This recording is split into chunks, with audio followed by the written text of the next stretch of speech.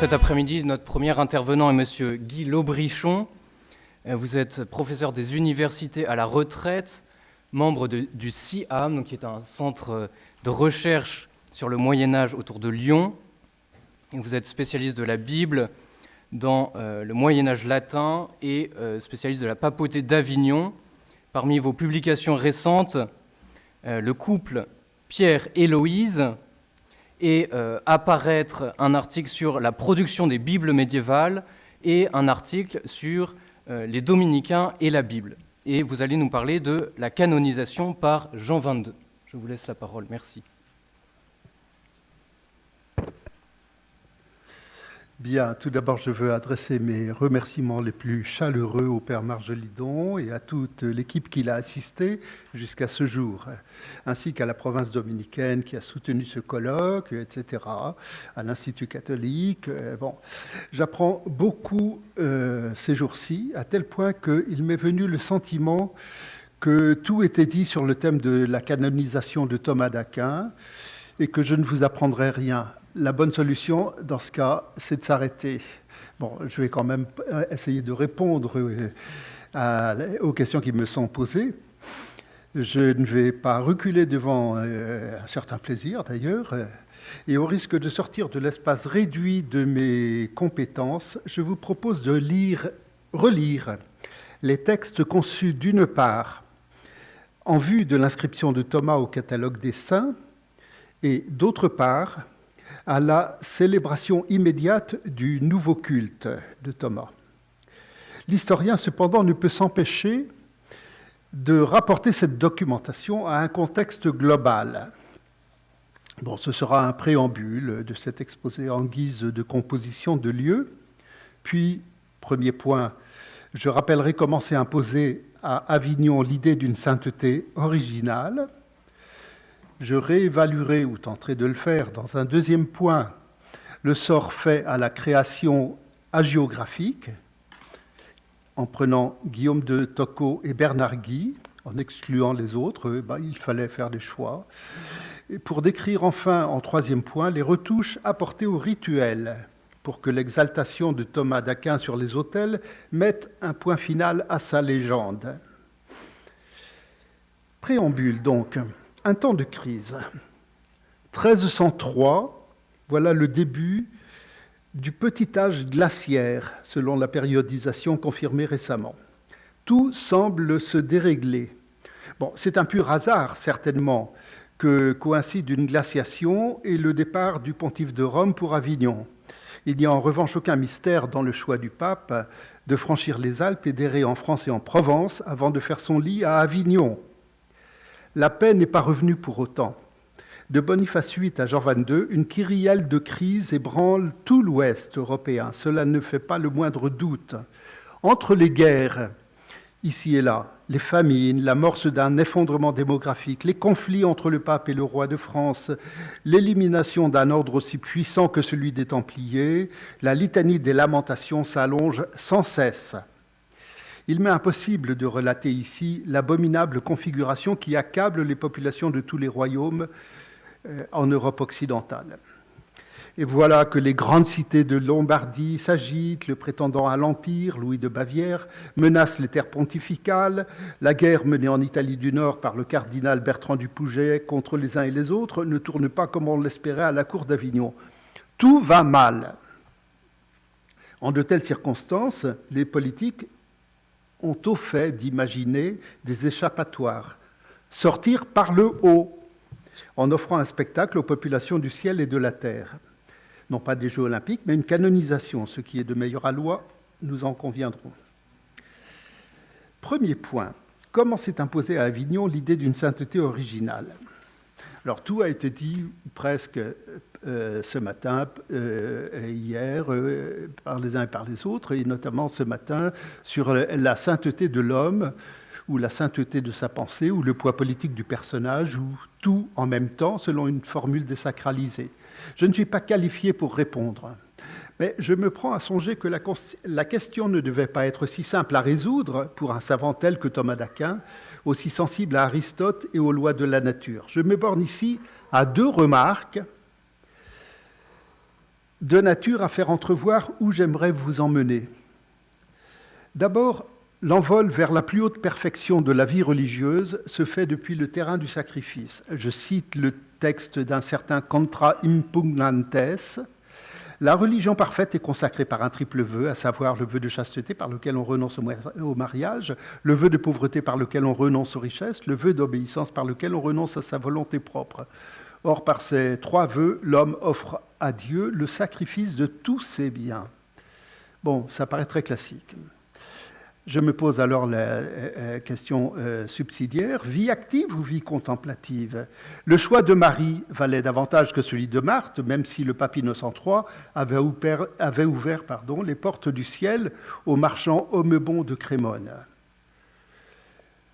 En 1269-1270, Thomas écrit ceci, « La perfection consiste à suivre le Christ », ce qui paraît assez banal. Et il précise aussitôt, et le renoncement aux richesses fait marcher dans cette voie. 2 ans plus tard, il enfonce le clou. La pauvreté est comme un moyen ou un exercice qui permet de parvenir à la perfection.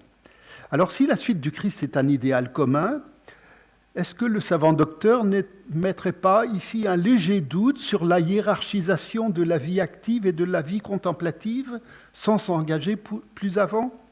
Question. Sur le même fil de la hiérarchie des lois, Thomas avait eu la bonne idée de ramener à la mémoire de tous une décrétale d'Urbain II, promulguée dans l'église de Saint-Ruf à Avignon. Il y a 2 lois, l'une publique, l'autre privée. La loi publique est celle qui émane des pères et est confirmée par leurs écrits. La loi privée est celle qui est copiée dans le cœur par une révélation de l'Esprit Saint. La loi privée est plus digne que la loi publique, etc. Or, Thomas a reformulé ce canon et précise « La loi de l'Esprit Saint est supérieure à toute loi édictée par les hommes, et c'est pourquoi les hommes spirituels, du fait qu'ils vivent selon la loi de l'Esprit Saint, ne sont pas soumis à une loi qui ne tiendrait pas compte de la règle de l'Esprit Saint. » Ainsi, Thomas d'Aquin a transmis le flambeau de la liberté spirituelle jusque dans la cour de Jean XXII, mais cela ne fait pas encore un saint de Thomas d'Aquin.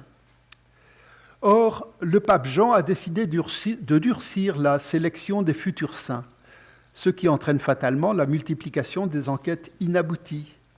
Sous son pontificat, entre 1317 et 1331, voilà 14 demandes de canonisation, dont 7 évêques, plus un dominicain, Raymond de Peñafort, qui ont été déposées en cour d'Avignon, qui ont été écartés et n'ont pas été suivis d'un procès. Bon, tout cela a été exposé magistralement par André Vaucher. Curieusement, Jean XXII, qu'on ne suspecte pas d'ordinaire d'être un expert en vision et prophétie, autorise le culte public de Hildegarde de Bingen en 1324. Bon, sans canonisation. Après l'excommunication de Louis de Bavière, a-t-il voulu apaiser le clergé germanique? Je n'en sais rien. En tout cas, il faut se pencher maintenant sur les 2 canonisations antérieures effectuées par Jean XXII, antérieures à celle de Thomas d'Aquin, en 1317 et 1320. 1317, c'est celle de Louis de Toulouse, Louis d'Anjou, évêque de Toulouse, un franciscain, qui est mort en 1297, où l'on découvre d'abord que le pape semble agir en vertu d'une décision souveraine, parce que les cardinaux et prélats ne sont pas mentionnés dans les textes que j'ai lus. Et en réalité, le cérémoniaire ne dispose pas encore d'un ordre définitif de la canonisation. Il a pris note du rituel en cours et s'en tient à cela. Nous y reviendrons plus tard. Et je note enfin à ce sujet que la brièveté du délai entre le 2e consistoire et la cérémonie de canonisation ne permet pas de donner de l'ampleur, la moindre ampleur à la fête, bon, sauf si l'on mise sur une fête liturgique annuelle. En 1320, le 17 avril, Jean XXII a canonisé d'autre part Thomas de Cantilupe, qui est mort en 1282, professeur de droit canonique à Paris et Oxford, chancelier de l'université d'Oxford, chancelier du royaume, puis évêque d'Hereford, et excommunié par un certain John Peckham. Vient alors le temps de s'interroger sur la prise de décision de Jean XXII. Prenant le risque de vous décevoir, je dois dire que Thomas d'Aquin fut l'outsider d'une canonisation, une entreprise où beaucoup n'avaient pas songé à lui. Thomas d'Aquin était mort en 1274. Bon, il n'y avait rien d'étonnant à un délai de 49 ans avant une canonisation. Le pape prend une initiative qui va brusquer le temps et braquer un certain nombre d'ecclésiastiques. Ce pape n'est pas un théologien, il est juriste, il est pieux, il a l'âme d'un politique. Il est dans le droit puisque le principe d'une réserve pontificale d'un certain nombre de sujets, et notamment de la canonisation, est acquis. En 1317 ou 1318, plutôt 1317, il songe à offrir à Thomas d'Aquin une nouvelle carrière inattendue. Il en a sûrement parlé auparavant, puisque en 1318, Guillaume de Tocco a écrit à son attention et lui a même remis une première version de ce qu'on va appeler la Vita Beati Thomae. Le 1er mars 1318, peut-être en guise d'accusé de réception de cette première vie, Jean XXII dit de Thomas qu'il illumina l'Église à lui seul plus que tous les autres docteurs. En une année, la lecture de ses livres fait plus de profit que l'enseignement de tous les autres pendant toute une vie. Mais apparemment, Jean XXII n'est pas persuadé de tenir le meilleur candidat puisqu'il paraît offrir une alternative. On l'a rappelé hier, Jean XXII aurait offert la canonisation d'un frère dominicain. Donc pourquoi pas Thomas d'Aquin. L'ordre aurait fait savoir qu'on y préférait Raymond de Peñafort. Selon Guillaume de Tocco, en d'autres termes, les dominicains préféraient l'exaltation de la famille religieuse à celle d'un saint homme. C'est ce que nous a expliqué Anne Talon. Or, cela gênait le pape qui avait ses raisons de ne pas donner de gage, pas trop du moins, au roi d'Aragon. Il n'avait aucune raison de vouloir réhabiliter Thomas. Laissons cet éventuel souci à l'ordre dominicain. Que connaît-il d'ailleurs de Thomas et du thomisme de son temps? Ça n'est toujours pas éclairci. Il y a des obstacles au choix de Thomas d'Aquin. Je ne considère ici que 4 difficultés à résoudre pour le pape. Il y a d'abord les disputes avec les avéroïstes et anti-aristotéliciens, avec les augustiniens de la faculté de théologie à Paris, à Oxford. Tout cela dans le but presque avoué d'étouffer la fureur de tous ces anti-avéroïstes. Les reliquats, d'autre part, de la querelle des mendiants. Deuxième difficulté, franciscains contre dominicains. Bon, il faut éteindre le feu des spirituels franciscains et des rebelles à l'Église romaine, selon le thème de la plenitudo potestatis, qui prend une ampleur inaccoutumée ces années-là. Paradoxalement, l'heure de gloire des franciscains d'Aquitaine se situe pendant ce pontificat de Jean XXII. Laissons. Troisième difficulté, donc, l'affaire des spirituels franciscains, teintée d'un joachimisme virulent, pouvait être dangereuse par ricochet pour les dominicains. Parce qu'il est vrai que Gérard Frachet se flattait haut et fort que Joachim de Flore ait prédit les vertus eschatologiques de l'ordre des frères prêcheurs. Bernard Guy et ou Étienne de Salagnac aussi admettent que Joachim de Flore avait prophétisé la venue prochaine d'un ordre religieux qui ne pouvait être que celui des dominicains, puisqu'il en avait fait peindre l'habit dans l'un de ses monastères de Calabre. Bon, certes, Thomas d'Aquin s'est opposé plusieurs fois dans son œuvre à Joachim. Celui-ci n'aurait pas seulement nié la Trinité ou l'aurait interprétée uniquement de manière symbolique, mais il se serait, entre autres, détourné de l'Église de manière décidée sur le plan institutionnel et aurait même relativisé de manière programmatique la nécessité de l'Église dans l'histoire du salut. Bon, question disputée. Quatrième obstacle, il y a un petit problème chez Thomas qui n'est pas souvent évoqué, mais c'est que Thomas joue sur la possibilité qu'il admet un peu dans son Quodlibet 9, question 8, la possibilité que l'Église se trompe. Alors ça devient un petit peu ennuyeux, c'est pour ça qu'on n'en parle pas trop. Mais Thomas, malgré tout, a des atouts aux yeux de Jean XXII. Le plus classique, c'est la Beata Stirps. Là, tranquille, Une configuration majestueuse se forme dès le dernier quart du XIIIe siècle, on le sait bien, autour de la notion de virtus, acquise au sein d'une famille non plus biologique, mais artificielle ou plutôt spirituelle, en l'occurrence celle d'un ordre mendiant. Autre atout, Thomas peut apparaître comme le vainqueur de l'hérésie. C'est un thème qui est esquissé en 1317-1323 et il viendra plus tard, on l'a vu hier, illuminer la salle du chapitre ou salle dite des Espagnols à Santa Maria Novella de Florence en 1366-1367 par Andrea de Bonaeudi. Une contribution plus paisible, en apparence tout au moins, est celle de la fête-Dieu, qui se répand rapidement après 1264. Thomas l'a inséré avec l'office du Corpus Christi dans sa construction de l'eschatologie et de la vision de Dieu. Mieux encore, il irait jusqu'à escamoter le thème de la présence réelle dans son deuxième office du Corpus Christi, l'office dit sacerdoce. Et si cela était définitivement confirmé, nous tiendrions un indice de plus que la sainteté, qu'il y a sainteté savante plutôt que sainteté doctrinale de Thomas. Le pape voit bien des avantages à porter Thomas sur les autels. De toute façon, le pape est le maître des horloges. Il peut voir 6 avantages, en définitive, pour choisir Thomas comme son candidat préféré à l'élection dans la béatitude céleste. Ce serait d'abord une porte pour s'échapper du guêpier franciscain créé par ces spirituels dont j'ai parlé, par leurs ennemis au sein de la curie.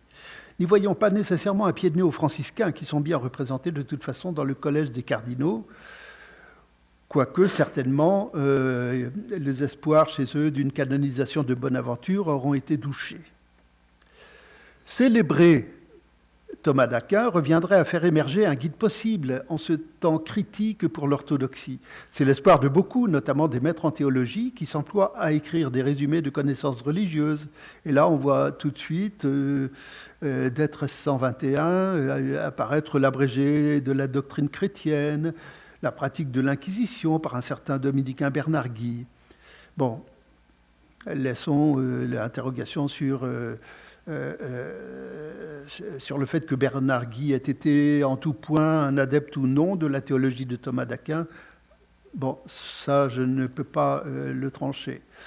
Mais Bernard Guy se montre fidèle à la somme théologique de Thomas dans son petit traité de la messe. Ça permettrait ainsi de retrouver la faveur de l'ensemble de l'ordre des frères prêcheurs. Ceci avait été bien loti pendant le XIIIe siècle, tout de même, avec l'entrée de Dominique et de Pierre Martyr au catalogue des saints en 1234 et 1253. Mais fallait-il un nouveau saint dominicain? Alors, les difficultés des maîtres généraux à la curie, même à la suite de ces 2 canonisations de Dominique et de Pierre Martyr, sont bien connus. Je me borne ici à rappeler la sombre affaire qui a conduit à la démission de frère Muñoz, démission exigée par Nicolas IV en 1290, probablement en raison d'un soutien donné par les frères prêcheurs d'Espagne et Catalogne aux dames de Zamora. Profiter, d'autre part, ça semble utile, de l'intervention du légat Bertrand du Pouget en Italie du Nord pour consolider les liens avec le roi Robert de Naples et l'aristocratie locale du royaume, dont la famille d'Aquino. C'est une excellente idée pour le point de vue purement politique. Et enfin, une canonisation de Thomas d'Aquin permettrait de restaurer le bon ordre du monde, revenir à Boniface VIII et au-delà du pontife romain à un savant d'une belle stature, Thomas. Il y a urgence, parce que depuis longtemps, la cour pontificale et l'Église de Rome se heurtent à leur mauvaise réputation. C'est un leitmotiv, cela, dès avant Bernard de Clairvaux. En 1290, la révélation, 1292, pardon, le futur pape Jean XXII n'est pas encore cardinal. La révélation faite à Agnès Blann-Beckin, une Beckin de Vienne en Autriche, n'est pas brillante. Je cite, « Ceux qui ont la tâche de pourvoir l'élection du pape sont des simoniaques, des corrompus. Ils ne considèrent que leur intérêt dans l'élection qu'ils doivent faire. Ils veulent favoriser leur ami personnel, ne cherchent pas le bien commun et sont donc divisés. Pour cela, le Seigneur est en colère. Il faut ramener les saints donc sur la première ligne du front. On commence donc à imaginer des textes hagiographiques. Deux vies de Thomas sont essentielles à mon propos. L'une, celle de Guillaume de Tocco, a été écrite dans sa presque totalité avant 1323, le juillet 1323, et l'autre, celle de Bernard Guy, est commandée, modifiée, etc. Guillaume de Tocco a commencé à rassembler des témoignages avant 1317, année où le chapitre de la province dominicaine de Sicile le nomme promoteur de la cause de canonisation. Il a reçu des informations de première main de la part de plusieurs franciscains et aussi de la famille proche. Et à Avignon, il a travaillé pour la première commission de 3 cardinaux, 3 dominicains institués par Jean XXII. Bon, je ne développe pas ce point puisque ça a été exposé, rappelé d'une manière extrêmement claire et plus claire que je ne saurais faire. Le plan de Tocco est classique, naissance et enfance, la vie active parsemée de signes et de miracles, la mort et les prodiges qui l'accompagnent, et puis le catalogue des œuvres de Thomas. Bon. Ce qui m'intéresse, c'est de relever quelques traits dont je vois quand même un flottement dans le passage du relais à Bernard Guy. Bon, ça n'est pas dans les métaphores utilisées pour désigner les brillantes qualités de Thomas, bon, les types de la nature, le bœuf, l'abeille. Bon, ce sont des topoi qui sont véhiculés depuis des siècles, de toute façon. Les vertus sont communes, mais entre humilité, chasteté, obéissance, toujours l'humilité et la qualité du silence l'emportent par le nombre d'occurrences par rapport aux vies qui suivent. Il y a, d'autre part, l'immense pédagogue Guillaume de Tocco ajoute une remarque intéressante. Tous ceux qui veulent s'écarter des écrits du docteur se trompent quant à la foi ou quant aux mœurs. Et ceux qui dénient la vérité de son témoignage montrent bien qu'ils s'éloignent de la vérité. C'est dans le paragraphe 17. Il y a enfin une riche panoplie de figures bibliques. Tocco montre que Thomas est préfiguré par 3 couples, Isaac et Rebecca, par Jacob et Rachel, par Joseph et la fille de Pharaon. 3 couples où Guillaume voit des initiateurs de la méditation et de la contemplation. Et il y ajoute 2 figures individuelles, plus inventives, puisque Thomas est un second Moïse instruit par Dieu, guide du peuple, maître dispensateur des Écritures profanes et de la loi divine, les 2 lois, et un autre Salomon. À lire Tocco, le maître spirituel se fait le réconciliateur, est-ce toute science. Bon, Tocco a réalisé un travail de qualité. Malheureusement, il ne connaissait pas bien Jean XXII ni Bernard Guy. Et ceux-ci trouvent qu'il y a quand même des choses à reprendre, y compris dans ce que je viens de dire. Ils vont reprendre en main la vie de Thomas pour l'adapter à leur vision d'un culte davantage comestible. Bernard Guy, quoique à l'écart du Sacré Collège, présente l'avantage d'être dominicain, cela compte en temps de crise. Il est devenu l'un des conseillers les plus écoutés de Jean XXII. Aussitôt achevé la canonisation, le pape, qui n'a pas été fasciné par la vie de Tocco, donne à Bernard l'occasion d'en finir avec tous les temporisateurs et les réticents qui avaient fait traîner l'affaire de la canonisation, ce fameux négotium. Bernard s'en donne à cœur joie. Bon, il n'agit pas entièrement à sa guise, il travaille pour le pape, un peu aussi pour l'ordre des frères prêcheurs, mais dans toute insouciance à l'égard des timidités. Il leur donne la matière de sa vita selon un plan plus ordinaire que celui de Tocco. Tocco et Bernard Guy s'accordent en gros pour identifier chez Thomas des types de la nature. J'ai cité le bœuf et l'abeille. un grand laboureur, voilà. Mais les métaphores astronomiques, ordinaires pour qualifier aussi le labeur des pères de l'Église et celui des maîtres du XIIe siècle. Bernard précise la typologie des vertus de Thomas. Les vertus restent banales, mais on voit bien que l'humilité perd du terrain. Le thème de la pauvreté a été fort peu exploité par l'ensemble des auteurs de la vie de Thomas, et chez Tocqueville aussi. Et on comprend pourquoi. Il était peu opportun de raviver les questions brûlantes soulevées par les franciscains. Bernard expulse donc les enthousiasmes de Tocqueville. Il sait que son patron n'entend pas mélanger les Écritures et la somme théologique.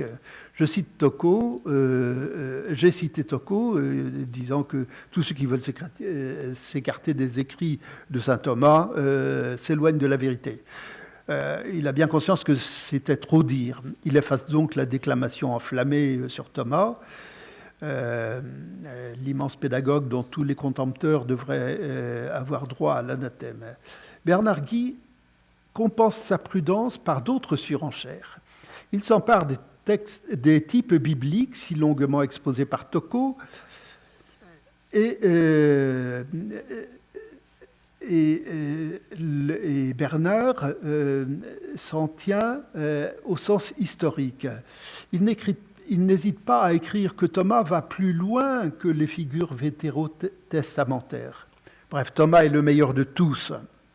Il est meilleur qu'Adam, ça c'était facile. Il est plus fort que Samson, plus juste que Lot, plus dévot que David, plus sage que Salomon.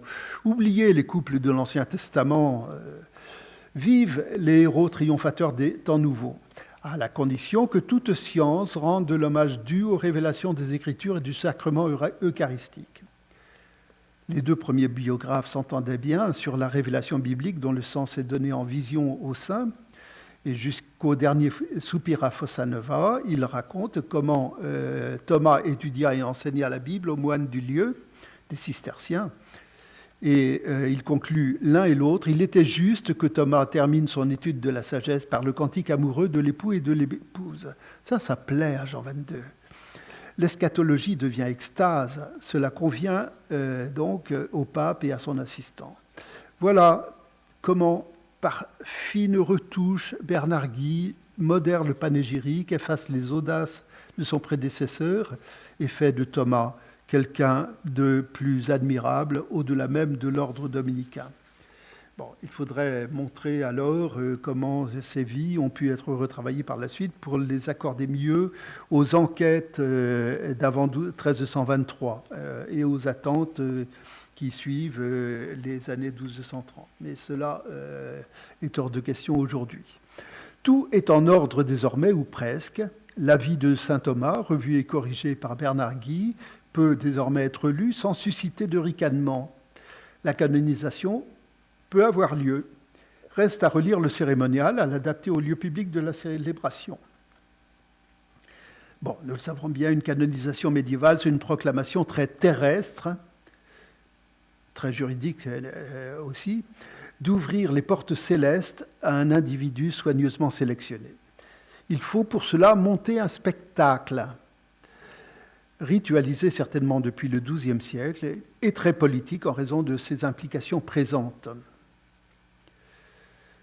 Imaginons Avignon, le 18 juillet 1323, un jour de festival. Le pape à Avignon, une fête splendide, une rencontre au sommet entre le pape, le maître général de l'ordre, le roi Robert de Naples et son épouse. Et normalement, une cavalcade à travers la cité, une canonisation sans pareil. À cela près, que le palais des papes n'est encore qu'un projet qui ne voit le jour que dans les dernières années, et encore au niveau des fondations, dans les dernières années du pape Jean XXII. Lequel pape est un vieillard chenu, certes vif et entreprenant, mais peu favorable au luxe, aux excès et aux grands mouvements, sinon ceux de ses colères. Et où, dans une petite ville comme Avignon, enserrée dans les remparts du XIIe siècle, où peut-on faire de grandes célébrations. Avignon n'est pas prête à cela en 1323. Tout, en fait, va se passer dans un édifice. Ça peut être le couvent des Dominicains, c'est la Vulgate qui nous le dit. Ça peut se passer dans le chœur ou plutôt dans la nef d'une église, et quelques réceptions dans de petits palais. Mais dans quelle église? La chapelle du couvent des Dominicains est certainement minuscule, je pense, en tout cas à l'époque, en 1323. Elle n'a rien à voir avec celle des Jacobins de Toulouse. Reste la cathédrale, l'actuelle Notre-Dame des Dons, qui était le seul lieu possible pour une cérémonie liturgique de qualité. C'est là, rappelle le cardinal Jacopo Stefaneschi, que avait eu lieu la canonisation de Pierre de Morone, Célestin V, en 1313. Et Stefaneschi précise à huis clos. Eh bien, si l'on regarde le rituel de la canonisation dans les différents manuscrits qui donnent des informations à ce sujet, et notamment ceux du cardinal Stefaneschi, on constate qu'il est très peu prolixe. On peut trouver quelques lumières dans un manuscrit d'Avignon qui conserve le récit du cardinal sur ce qui s'est passé pour Célestin V, mais pas pour les canonisations ultérieures. Ce récit donne du sens aux brèves indications qui sont contenues dans les cérémoniaux qui ont été publiés par Dickmans et Schimmelpfennig. Ceux-ci permettent de distinguer plusieurs phases de rédaction postérieures à 1313, et notamment en 1317, en 1320 et enfin en 1323. Les rites sont d'une simplicité étrange. Bon, on voit qu'à un moment donné, après une série de consistoires, le pape arrive à l'église avec son cortège pendant qu'une procession s'avance. Il accède au pulpitum, entre le chœur et la nef, en fait. Donc, imaginons un jubé, et il se tient là, au sommet du jubé, avec les seuls cardinaux vêtus de blanc. Et la suite a lieu à huis clos, puisque l'église en cause ne peut être de dimension aussi vaste que les grandes basiliques romaines. Au milieu de la cérémonie vient la définition, l'inscription au catalogue des saints, et la définition du jour de l'Obitus qui sera célébré dans l'Église universelle, comme pour un évêque confesseur, et puis l'indulgence. Après cela, la messe solennelle, sur place, et puis tout le monde s'en va. Un autre rituel, ensuite, qui pourrait avoir été utilisé en 1320 et plus probablement en 1323, rapporte ce que Dickmans a appelé, étrangement, une véritable synthèse des traditions du XIIIe siècle. Mais il est beaucoup plus étendu que le cérémonial dont je viens de parler. Après une série de 4 consistoires, le pape arrive avec tous les cardinaux dans le lieu choisi, qui est une église. Il fait sa prédication, donne l'indulgence. Alors, il appelle le procurateur de l'affaire, il donne l'auctoritas à ce procurateur qui va exposer l'affaire, c'est-à-dire le résultat des enquêtes, et supplier le pape de daigner écouter les prédications prévues, etc. Bon. Un 5e consistoire a lieu quelques jours plus tard. Il va définir le jour de la canonisation. Et pour la canonisation, à nouveau, un processus d'une extrême simplicité. Le pape arrive, il s'assied sur son siège préparé devant l'autel, mitre sur la tête, il prêche. Puis confiteor, confession de foi, indulgence, messe solennelle. Le pape dépose, après la messe solennelle, tous ses ornements, non sans donner à nouveau une indulgence, et il rentre au palais, tout simplement. Voilà. une canonisation probablement qui a été appliquée au bénéfice de Thomas d'Aquin. Si je reprends tout cela, nous sommes, je le rappelle, dans un temps de crise. Vu du ciel, c'est une réponse fulgurante à la crise. Sans doute Jean 22 a-t-il compris que les enquêtes simplement monographiques esquivaient la multidimensionnalité des problèmes humains. La canonisation ne résolvait pas la crise globale du monde occidental en 1323, mais elle rendait un juste hommage à Thomas d'Aquin, génial dans son approche multiple de questions majeures, auteur d'une Catena Aurea dont les contemporains n'ont pas épuisé toutes les ressources, un docteur qui faisait de la sagesse, c'est-à-dire de la connaissance et des savoirs, une vertu qui rejoignait les vertus classiques, désormais combinées avec l'humilité, l'obéissance, la chasteté, la prudence, la persévérance et la liberté. Il fallait faire de Thomas d'Aquin un saint, le saint qui permettrait de sortir de la crise par le haut. Thomas avait en effet fait redécouvrir à ses frères et jusqu'au pape Jean un nœud puissant qui devrait unir l'acquisition des connaissances, l'expérience, la lectio, la prédication, la contemplation et la vision béatifique, un lien qui n'avait jamais été aussi ardemment exprimé. Eh bien, c'est ce nœud qui inspirera au pape Jean XXII, 10 ans à peine plus tard, la mauvaise idée de provoquer une belle crise. Thomas était involontairement l'initiateur de cette tempête de la vision béatifique qui fit sortir d'eux-mêmes un grand nombre de docteurs, à commencer par des maîtres dominicains. Temps heureux, pas si sûr. La canonisation de saint Thomas n'a pas dissipé, hélas, le brouillard des temps, ni même celui que j'ai encore devant moi lorsque je relis tous ces textes. Merci pour votre attention.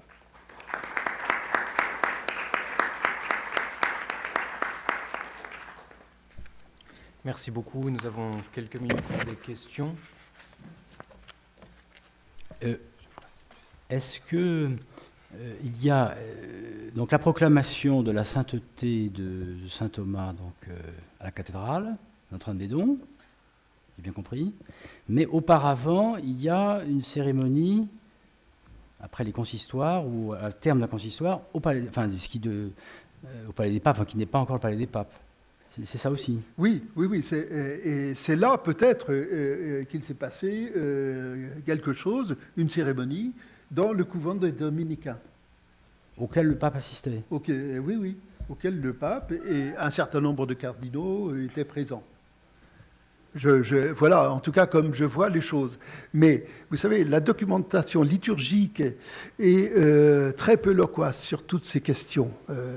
Et on donne très peu de détails, on donne davantage de détails sur la couleur des vêtements qu'il faut porter que sur les déplacements à l'intérieur du lieu ou dans la ville.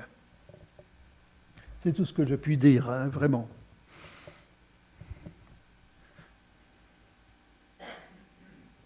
Vous avez parlé d'un second office du Saint-Sacrement, sacerdoce, sauf erreur, dont oui. Vous avez dit qu'il escamotait la présence réelle. Enfin, le terme de présence réelle a disparu par rapport à la première version. Je ne veux pas dire, bien entendu, que Thomas d'Aquin ait renoncé à l'idée de la présence réelle. Ça aurait fait beaucoup plus de bruit. Nous voilà rassurés. Merci beaucoup.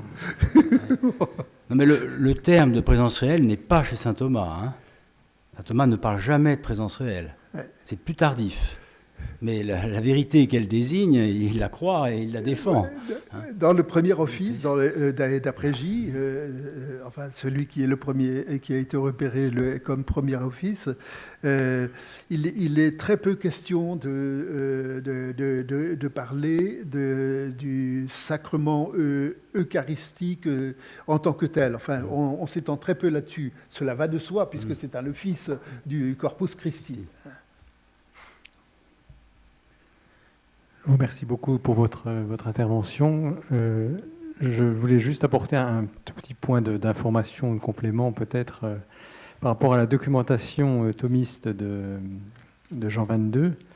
Lors du centenaire de 1923, on pensait que la série des des manuscrits de la Vatican, une partie des manuscrits de la Vatican qui viennent de l'époque de Jean XXII, avait été offert par les frères dominicains au pape en remerciement de la canonisation, ce qui était plaqué un petit peu sur une cérémonie 1323 des usages plus modernes ou contemporains.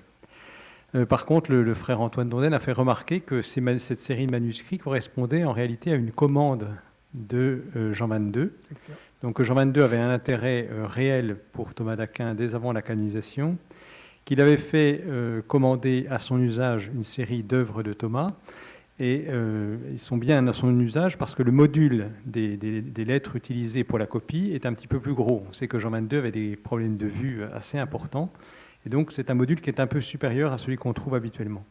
Et d'autre part, le frère Antoine Dondenne a remarqué aussi dans les marges de ces manuscrits des notes de la main même du pontife Jean XXII. Voilà, donc ce qui vient corroborer le fait de l'intérêt de Jean XXII pour Thomas et peut-être aussi de son dialogue et de ses difficultés.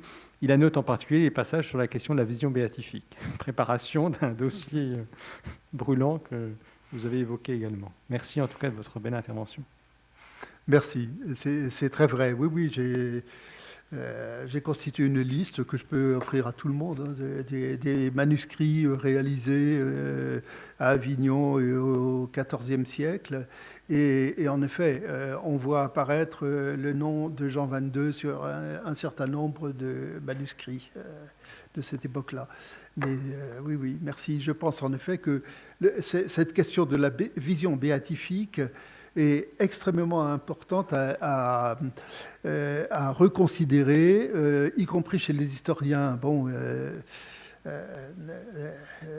Trottmann a fait une très belle étude, mais à laquelle il manque une dimension historique. Et là, il y a encore du travail à faire après la thèse de Christian Trottmann.